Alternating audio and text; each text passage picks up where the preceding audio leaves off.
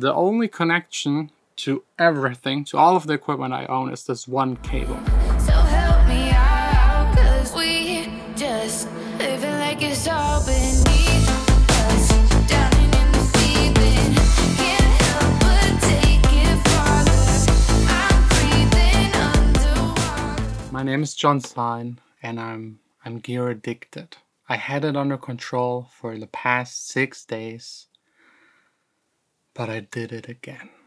This one right here is the new monitor. I need one. I can't work off the laptop screen.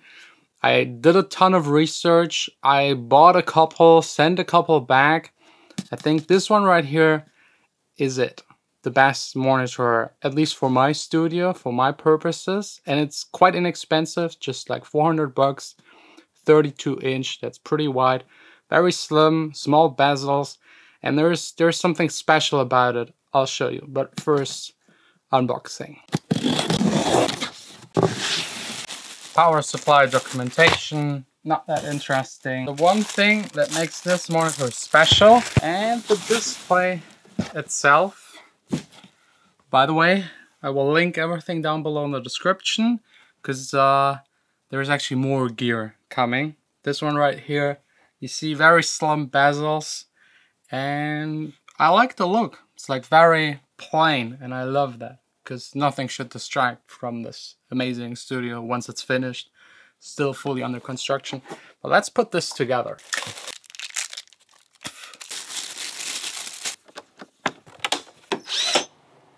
Looks amazing. I really like the look of this. It's not too big, not too small. It's the first time I'm actually not using an ultra wide display. This is 16:9, which makes actually even a little more sense for music production, because you have more tracks going up and down than actually left and right. And it also makes everything sound a little better, because as you can see, like from my position, this way it doesn't block the sound. The speakers, I can still see them and still hear them. If I had an ultra wide, it would go more left and right and just block the sound. It also comes with this arm that you clamp to your desk, and this way you can like put it up like this, just high and out of the way, so you can reach all of the equipment. Or down in like the normal working position. I calculated and adjusted everything so that only the first 2 rack units aren't visible and reachable, because those are anyways just the AD/DA converters. I don't need to see them, I don't need to reach them. Everything below that is important is in reach. The height is pretty much all right, and yeah, there's some little downsides that aren't downsides for me. You can't swivel it, but I anyways would never ever want to swivel it, because you want to sit at the sweet spot to be able to hear the music perfectly.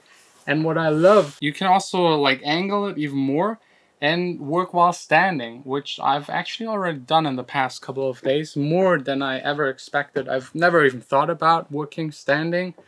I'm not a big fan of these desks that go up and down. But for adjusting like on the master EQ or here on this EQ compressor stuff, it's kind of nice to just stand, listen, and not really worry about what's going on in the computer. And as you can see, it's very slim, slimmer than anything else. It's not curved. I don't like the curved displays that much. Yes, it makes sense if it goes really wide, but for this size, curved just doesn't make any sense. Anything else? Yeah, what I absolutely hate, and that is like, it just makes me angry, is how these companies screw with you. Like on all of their pictures, it looks like there is no like bezel at all, like maybe just a tiny bit, and they even write a text about it that it has a tiny bezel. And in theory, yes, it has a tiny bezel, but next to it is like a huge part of the screen that is just black. You can't display anything on it. They don't count it to the bezel, but they fake all of their production photos. Like they Photoshop them. I mean, I don't know. Just for that, I would love to send it back, because the company that does that shit doesn't deserve my money. But unfortunately, they're all doing it, so... On the back, we got DisplayPort, HDMI, and power, and in theory, it goes in this canal, so that it's nice and neat. Again, I like the look, and that's pretty much it. I just need to like build something nicer that was just done like really fast, and the desk of course needs to be covered here and painted. But that's actually something for another day. Tomorrow I'll do some measurements with and without the display, because a lot of you have been asking me if it actually affects the sound. Listening to it, I'd say the slightest, very, very, very slightly, but we'll measure it tomorrow. Let's get to some other new gear I got in the past couple of days. This one right here is a Thunderbolt hub, because this one right here doesn't have USB-C, which I hate, but the hub pretty much was needed for connecting everything I have here.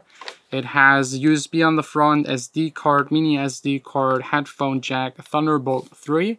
So the only connection to everything, to all of the equipment I own, is this one cable. I just get into the studio, plug in that one cable, and everything runs. On the back, more USB, Ethernet, the display port, another Thunderbolt, and the power.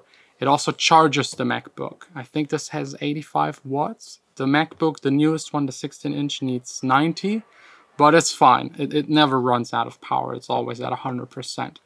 And this little clamp right here, I put something underneath. It's pressing down on the power button, because the power button is not like a flip switch.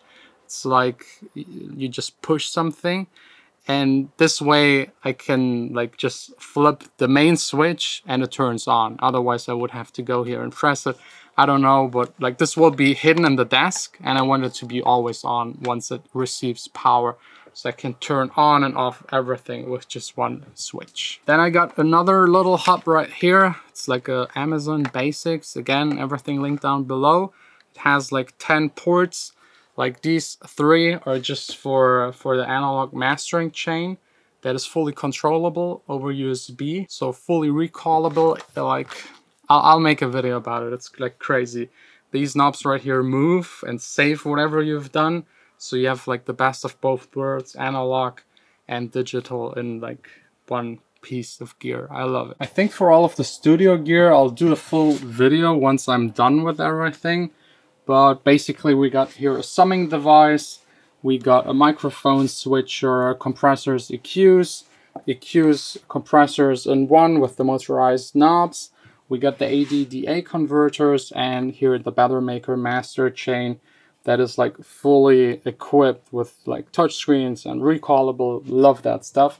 Right here we got the controller for the lights that I still need to install. Like the entire ceiling will get LEDs and absorption, acoustic treatment. That's something for next week. I'm still not 100% sure how to actually build this, but I got a couple of ideas. And then we got a preamp for recording purposes, more preamps, another G-Bus compressor clone. Then the entire front wall isn't built yet. The speakers, that one desk that I showed you already.